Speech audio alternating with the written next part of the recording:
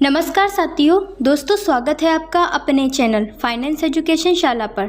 दोस्तों कुछ समय में कई सारे आईपीओ आए जिनमें निवेशकों का फायदा भी हुआ, लेकिन कुछ आईपीओ ऐसे होते हैं जिनमें वाकई दम होता है, लेकिन हमें उनके बारे में पता नहीं होता, क्योंकि जब कंपनी का आईपीओ आता है तो उसके बारे में ज़्यादा इन्फॉर्मेशन नहीं होती। तो हम आपके साथ तत्व चिंतन फार्मा केमिकल के आईपीओ के बारे में बात करने वाले हैं। दोस्तों ये कंपनी स्पेशलिटी केमिकल में तो नंबर 1 है ही, साथ ही इलेक्ट्रॉनिक व्हीकल में काम आने वाले केमिकल में भी नंबर 1 है। तो आइए जानते हैं कंपनी को अंदर से, जो जानकारी आपको कहीं और नहीं मिलेगी, और बात करेंगे कि क्या आपको इसमें निवेश करना चाहिए। और हमारा दावा है कि ये आपको लिस्टिंग गेन भी देगा, और अगर आप इसमें लॉन्ग टर्म के पॉइंट ऑफ व्यू से देखते हैं तो आपको मल्टीबैगर रिटर्न भी देगा। दोस्तों तत्व चिंतन फार्मा केमिकल का आईपीओ 16 फरवरी को सब्सक्रिप्शन के लिए खुला और खुलने के 1 घंटे के अंदर ही पूरा भर गया। वैसे तो आईपीओ बाजार में चमक देखने को मिल रही है, लेकिन इसमें भी स्पेशलिटी केमिकल पर निवेशक खास तौर पर मेहरबान है। इसकी वजहों पर नज़र डालें तो सबसे बड़ी वजह यह नज़र आती है कि अब दुनिया भर की कंपनियां केमिकल सप्लाई के लिए चाइना +1 की पॉलिसी पर काम कर रही है। इसका मतलब यह है कि कोरोना काल में चीन की तरफ से हो रही सप्लाई में बाधा के कारण दुनिया की सारी बड़ी कंपनियां अपने केमिकल सप्लाई के लिए चीन के अलावा दूसरे विकल्प पर भी जोर दे रही है। इसका सबसे बड़ा फायदा भारतीय कंपनियों को होता दिख रहा है। यही वजह रही है कि इस सेक्टर की जो भी फंडामेंटल तौर पर मजबूत कंपनियां आईपीओ लेकर आई है, उनका बाजार में जोरदार स्वागत किया गया है। उदाहरण के तौर पर रोसारी बायोटेक और लक्ष्मी ऑर्गेनिक ने लिस्टिंग के बाद से अब तक 100% देखने को मिली है। अगर अब हम तत्व चिंतन फार्मा केमिकल के कारोबार पर नज़र डालें तो यह अलग अलग इंडस्ट्रीज के लिए स्पेशलाइज्ड केमिकल बनाती है। यह केमिकल काफ़ी जटिल है, जो सॉल्वेंट, कैटालिस्ट, ऑब्जर्वेंट और रिएक्टेंट्स के रूप में काम करते हैं।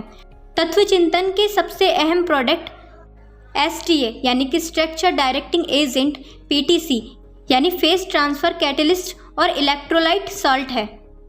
Pharmaceutical, agrochemicals and under speciality chemical शामिल है।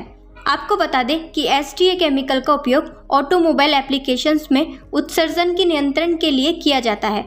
दुनिया भर में प्रदूषण नियंत्रण पर जोर की वजह से इस केमिकल की मांग लगातार बढ़ रही है। बता दें कि तत्व चिंतन STA केमिकल बनाने वाली दुनिया की सबसे बड़ी कंपनियों में से एक है। इसके अलावा सुपर कैपेसिटर बैटरी में उपयोग होने वाले इलेक्ट्रोलाइट सॉल्ट के लिए उत्पादन में भी कंपनी का अहम स्थान है, और यह कंपनी के रेवेन्यू में बड़ा योगदान करता है। तत्व चिंतन भारत में इलेक्ट्रोलाइट सॉल्ट बनाने वाली सबसे बड़ी कंपनी है, क्योंकि टेक्नोलॉजी पर लगातार जोर दिया जा रहा है। देश और दुनिया में इलेक्ट्रॉनिक व्हीकल को बढ़ावा दिया जा रहा है। ऐसे में आगे इलेक्ट्रोलाइट सॉल्ट के कारोबार में जोरदार ग्रोथ की उम्मीद है, जिसका फायदा तत्व चिंतन को मिलेगा। अब बात करते हैं इनके इनोवेशन पर, जो किसी कंपनी में निवेश करने से पहले देखना सबसे ज़्यादा ज़रूरी है। कंपनी लगातार नई टेक्नोलॉजी और इनोवेशन पर फोकस कर रही है। इसके लिए कंपनी ने 170 करोड़ रुपए के निवेश का प्लान रखा है। कंपनी को उनकी अमेरिका और नीदरलैंड स्थित सहायक कंपनियों से भी फायदा होता नजर आ रहा है। कंपनी की वित्तीय स्थिति पर नज़र डालें तो यह काफ़ी मजबूत है। कंपनी की आय और मुनाफे में जोरदार ग्रोथ देखने को मिली है। वित्त वर्ष 2019 से 2021 के बीच कंपनी की आय सालाना आधार पर 21.7% बढ़कर 300 करोड़ रुपए पर आ गई है।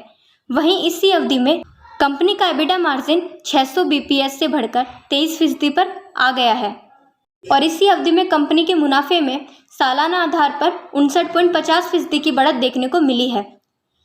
इस विश्लेषण के आधार पर हमारी आपसे इस आईपीओ में लॉन्ग टर्म गेन के लिए सब्सक्राइब करने की सलाह है। बता दें कि तत्व चिंतन फार्मा केमिकल का इश्यू 16 जुलाई को खुला है और 20 जुलाई को बंद होगा। इसका प्राइस बैंड 1073 से 1083 रुपये है।